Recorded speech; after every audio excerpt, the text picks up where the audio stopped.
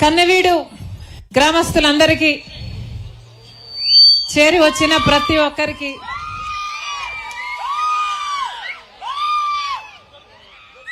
రాజశేఖర రెడ్డి బిడ్డ వస్తుంది, చూడాలి, ఏం చెప్తుందో వినాలి అని ఇంతమందిగా మీ పనులు మానుకొని నా కోసం సమయం చేసుకొని వచ్చారు. ప్రతి అక్కకు, ప్రతి చెల్లికి, ప్రతి అన్నకు, ప్రతి తమ్ముడికి, ప్రతి అమ్మకు, ప్రతి అయ్యకు మీ రాజశేఖర రెడ్డి బిడ్డ శిరస్సు వంచి చేతులు జోడించి మనస్ఫూర్తిగా నమస్కరించుకుంటోంది.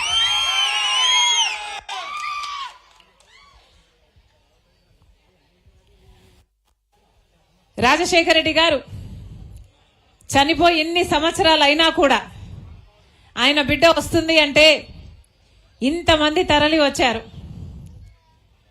మరి వాస్తవానికి రాజశేఖర రెడ్డి గారు చనిపోయినట్ట, ఇంకా మీ గుండెల్లో బ్రతికే ఉన్నట్ట? జోహార్ వైఎస్ఆర్. 5 సంవత్సరాలు మాత్రమే రాజశేఖర రెడ్డి గారు ముఖ్యమంత్రిగా ఉన్నారు.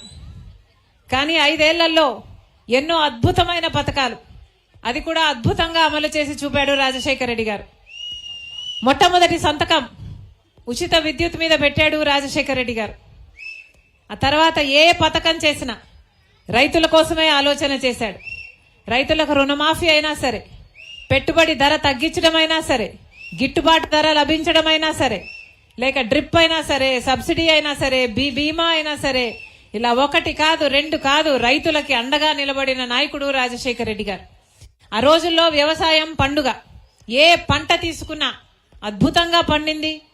దేవుడు దయ వల్ల వానలు వచ్చాయి, రైతులందరూ బాగుపడ్డారు. రుణమాఫీ కూడా అవ్వడం వల్ల ఎంతో మంది రైతులు రుణ విముక్తులు కూడా అయ్యారు. అలా అని పేదవారిని వదిలేయలేదు రాజశేఖర రెడ్డి గారు. భూమి లేని పేదవారిని కూడా గుండెల్లో పెట్టుకుని చూసుకున్నాడు రాజశేఖర రెడ్డి గారు.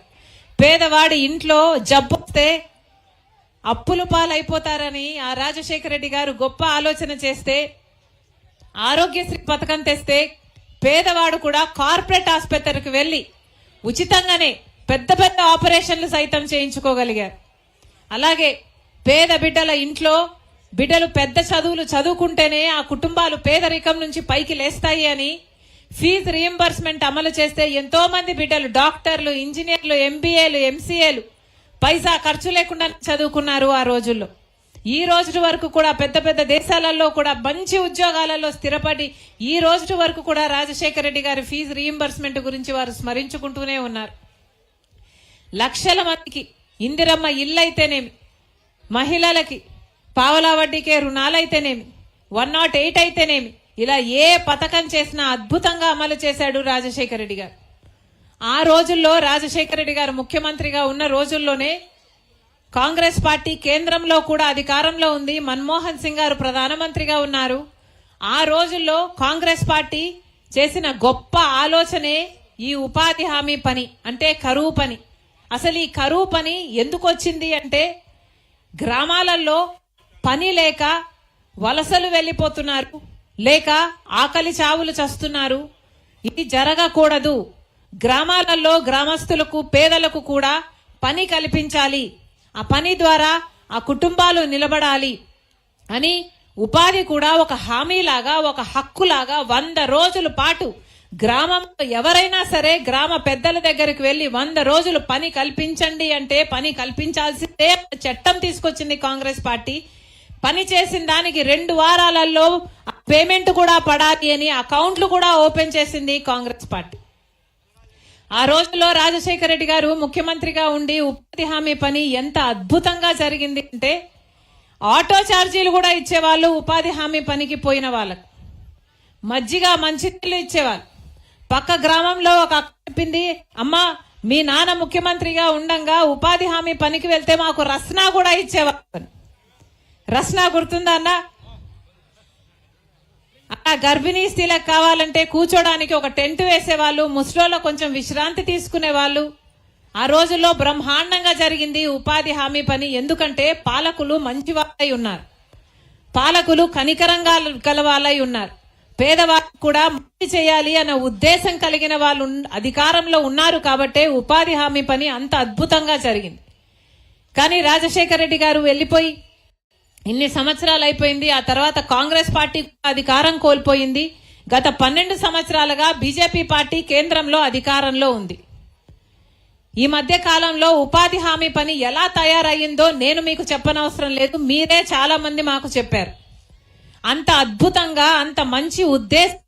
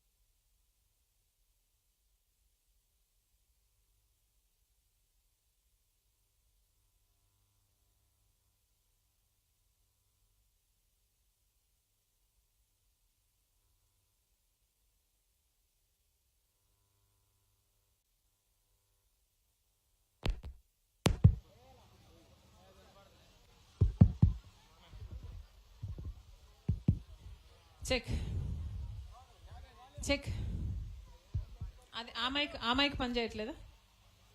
అది లౌడ్ గా ఉంది. చెక్. హలో, ఎక్కడ ఆగాం?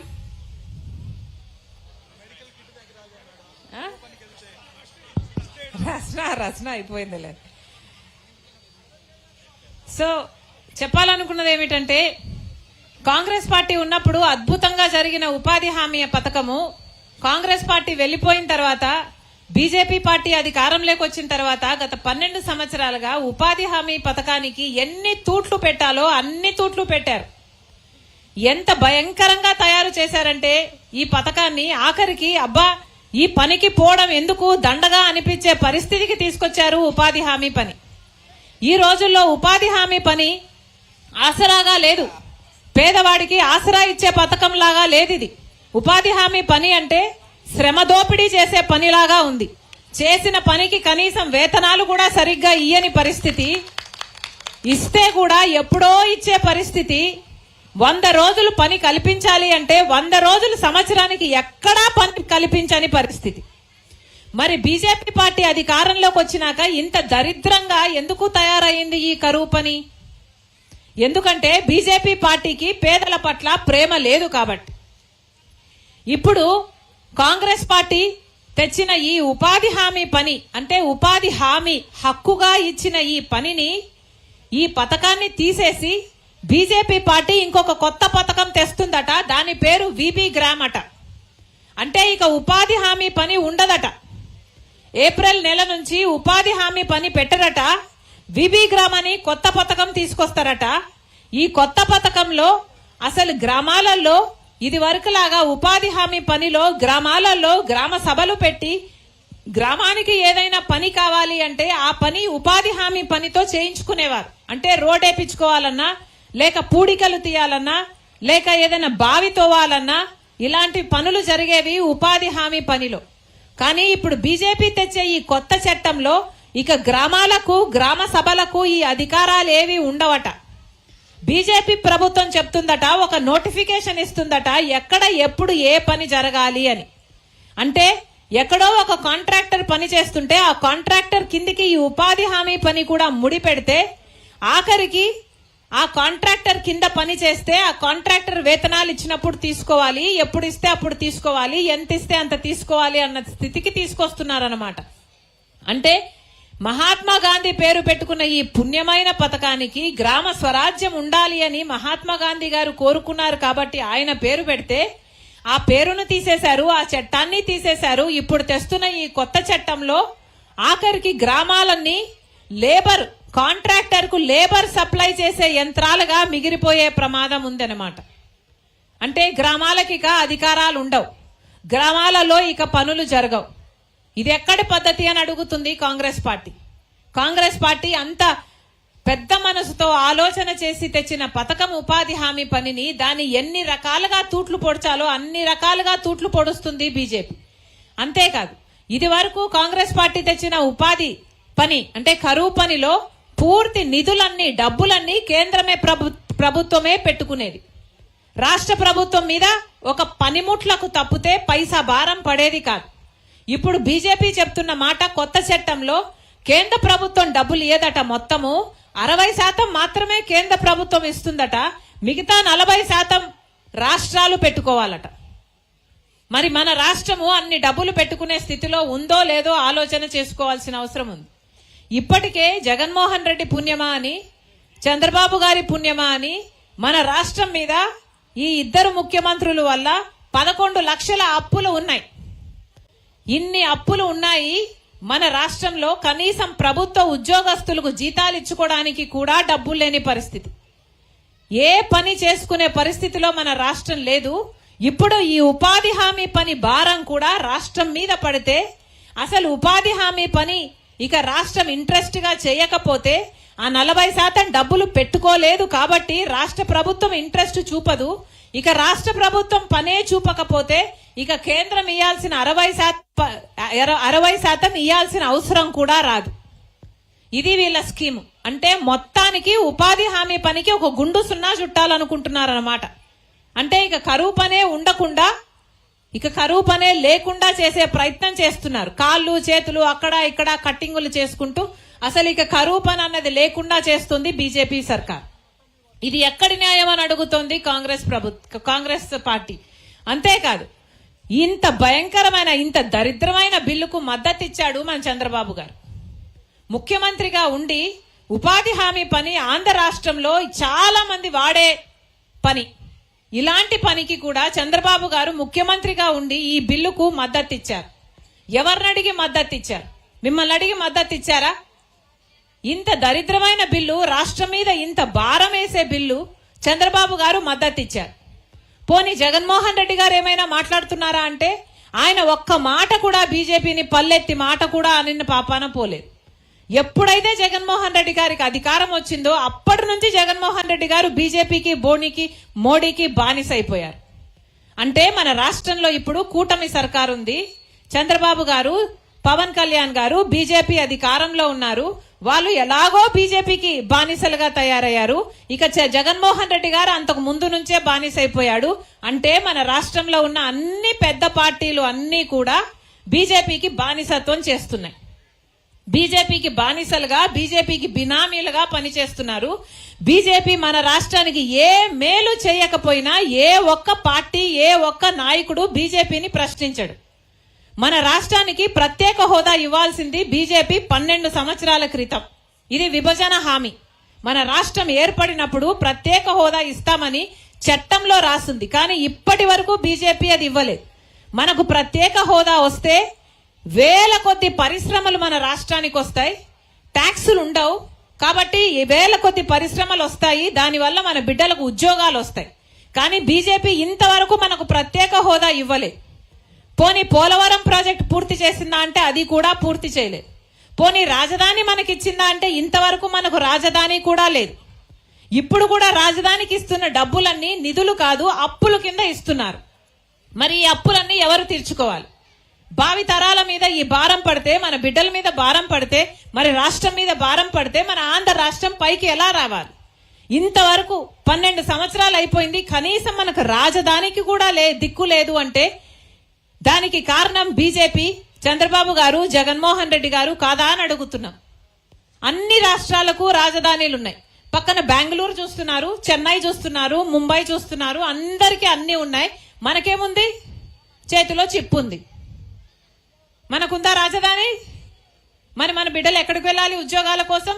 ఇప్పుడు ఆ అబ్బాయి చెప్పాడు, డిగ్రీ చదువుకున్నాడు, ఉద్యోగం వస్తుందా? ఆటో నడుపుకుంటున్నాడట. ఇలా ఎంతమంది బిడ్డలు ఉన్నారు మన రాష్ట్రంలో. పోనీ చంద్రబాబు గారు నిరుద్యోగ భృతి 3000 రూపాయలు ఇస్తానన్నాడు. ఇచ్చాడా? ఇది సూపర్ 6 లో భాగం. ప్రతి నెల 3000 రూపాయలు ప్రతి నిరుద్యోగికి నిరుద్యోగ భృతి ఇస్తానన్నాడు. పోనీ ఇస్తున్నాడంటే అది ఇవ్వట్లేదు. పోనీ మీకు మహిళలు ఇంతమంది ఉన్నారే, మహిళా శక్తి కింద నెలకు 1500 ఇస్తానన్నాడు. అంటే సంవత్సరానికి 18,000 ఇస్తానన్నాడు చంద్రబాబు గారు. ఇప్పటికి 2 సంవత్సరాలు అయిపోతుంది. ఇచ్చారా? మరి చంద్రబాబుకు చేసిన మోసం చేస్తూనే ఉన్నాడు. ఇక జగన్మోహన్ రెడ్డి గారు ఒక్క మాట అంటే ఒక్క మాట కూడా ప్రశ్నించరు. ఆయన సొంత రాజకీయాలు చేసుకోవడానికే ఆయనకు టైం సరిపోతుంది. బీజేపీని పల్లెత్తి మాట అనటం లేదు. అందుకే ఈరోజు రాజశేఖర రెడ్డి బిడ్డ ప్రజల పక్షాన కాంగ్రెస్ పార్టీ తరపున నిలబడి ప్రజల పక్షాన ప్రతిపక్ష గొంతుగా మారాల్సి వచ్చింది. ఎందుకంటే మన రాష్ట్రంలో ఉన్న పెద్ద పార్టీలు మొత్తం అన్ని బీజేపీ పార్టీకే ఊడిగలు చేస్తున్నాయి. బీజేపీని ఎదిరించే సత్తా ఉన్న ఏకైక పార్టీ ఒక్క కాంగ్రెస్ పార్టీ మాత్రమే. ఈ కాంగ్రెస్ పార్టీ రాజశేఖర రెడ్డి గారి పార్టీ. అమ్మా గుర్తుందా? హస్తం గుర్తు. ఇదే గుర్తు మీద మీరు ఓటేస్తే రాజశేఖర రెడ్డి గారు ముఖ్యమంత్రి అయ్యారు. రాజశేఖర రెడ్డి గారు ముఖ్యమంత్రి అయిన తర్వాత ఎంత అద్భుతమైన పథకాలు చేశారు. రుణమాఫీ చేయగలిగాడు అంటే రాజశేఖర రెడ్డి గారు ఆ రోజు కాంగ్రెస్ పార్టీ అధికారంలో ఉంది కాబట్టి చేయగలిగాడు. రాజశేఖర రెడ్డి గారు కాంగ్రెస్ పార్టీ నాయకుడిగా ఆరోగ్యశ్రీ అయినా, ఫీజు రీయింబర్స్మెంట్ అయినా, 108 అయినా, పేదవాళ్ళకి ఇల్లులైనా, ఎంత మందికి ఎన్ని పథకాలు అమలయ్యాయి. ఇవన్నీ చేయగలిగాడు అంటే అది కాంగ్రెస్ పార్టీ ముఖ్యమంత్రి అయ్యాడు కాబట్టే ఇవన్నీ చేయగలిగాడు. మళ్ళీ చెప్తున్నాం, ఒక్క కాంగ్రెస్ పార్టీ ముఖ్యమంత్రి అయితేనే రాష్ట్ర ప్రజలకు మేలు జరుగుతుంది. ఒకసారి చంద్రబాబు గారిని ఎంచుకున్నారు, మళ్ళీ జగన్మోహన్ రెడ్డి గారిని ఎంచుకున్నారు, మళ్ళీ ఇప్పుడు చంద్రబాబు గారిని ఎంచుకున్నారు. ఏం చేశారు? ఇన్ని సంవత్సరాలు అయింది మన రాష్ట్రం ఏర్పడి. మన రాష్ట్రానికి ఏం మిగిలింది? కనీసం బిడ్డలకు ఉద్యోగాలు కూడా రావటం లేదు. వలసలు పోతున్నారు, లేకపోతే ఆటోలు నడుపుకుంటున్నారు. అంటే ఎంత దిక్కుమాలిన స్థితిలో మన ఆంధ్ర రాష్ట్రం ఉందో మీ అందరూ ఒకసారి ఆలోచన చేయాల్సిన అవసరం ఉంది. అందుకే చెప్తున్నాం, ఈరోజు కాంగ్రెస్ పార్టీ మళ్ళీ మీ ముందొచ్చి మీ ఆశీర్వాదం కోసం అడుగుతుంది అంటే మీ బతుకులు మార్చడానికే అడుగుతున్నాం. మీ అందరూ మా వెనకాలంటే మేము దీనికే కాదు, ఒక ఉపాధి హామీ పనికే కాదు, రాష్ట్రంలో ఎన్నో సమస్యలున్నాయి, అన్నిటి మీద పోరాటం చేయడానికి నేను రాజశేఖర రెడ్డి బిడ్డగా కాంగ్రెస్ పార్టీ తరఫున సిద్ధంగా ఉన్నా. ఈరోజు ప్రతి రైతుకు సగటున 2,50,000 రూపాయల అప్పు ఉంది. చదువుకున్న బిడ్డలకు ఉద్యోగాలు రావటం లేదు. బిడ్డలు చదువుకుందామంటే ఫీజు రీయింబర్స్మెంట్ బకాయిలు ఉన్నాయి. ఇప్పటికే 3,400 కోట్ల రూపాయలు ప్రభుత్వం బకాయిలు పెట్టింది. ఆరోగ్యశ్రీ సరిగ్గా నడవదు. పేదవాళ్లకు ఇల్లులు రావటం లేదు. కనీసం మంచి నీళ్లు కూడా లేని స్థితిలో ఈ గ్రామమే ఉంది. అంటే కనీసం మంచి నీళ్ళు ఇచ్చే దిక్కు కూడా లేదు. అంటే ఈ ప్రభుత్వం ఉంటే ఎంత, ఊడితే ఎంత. అందుకే చెప్తున్నా, మీ అందరూ కాంగ్రెస్ పార్టీని మళ్ళీ ఆదరించాలి. కాంగ్రెస్ పార్టీ అధికారంలోకి వస్తేనే, రాహుల్ గాంధీ గారు ప్రధానమంత్రి అయితేనే మనకు ప్రత్యేక హోదా వస్తుంది. అది కూడా 10 సంవత్సరాల ప్రత్యేక హోదా ఇస్తానన్నాడు రాహుల్ గాంధీ గారు. వేల కొద్ది పరిశ్రమలు వస్తాయి మన రాష్ట్రంలో. మన బిడ్డలందరికీ ఉద్యోగాలు వస్తాయి. ఇవన్నీ జరగాలి అంటే కాంగ్రెస్ పార్టీ అధికారంలోకి రావాలి. మళ్ళీ రాజశేఖర రెడ్డి గారు చేసినట్టుగా రుణమాఫీ జరగాలన్నా, పేదవాళ్ళకి ఇల్లులు కావాలన్నా, అడిగిన వాళ్ళకి అడిగినట్టుగా పెన్షన్లు రావాలన్నా, బిడ్డలకు ఉద్యోగాలు రావాలన్నా, ఆరోగ్యశ్రీ అయినా, ఫీజు రీయింబర్స్మెంట్ అయినా, ఇలా పేద వాళ్ళకి పనికొచ్చే పథకాలు, ఉపాధి హామీ అయినా, కరువు పనైనా, ఇవన్నీ సక్రమంగా జరగాలి అంటే కాంగ్రెస్ పార్టీ మాత్రమే ఇవి చేయగలరు. అది అందించడానికి రాజశేఖర రెడ్డి బిడ్డ మీ అందరూ ఆశీర్వదించిన రోజున ఆ రాజశేఖర రెడ్డి గారి సుపరిపాలన మళ్ళీ మీ చేతుల్లో పెడతానని రాజశేఖర రెడ్డి బిడ్డ మీకు మాటిస్తుంది.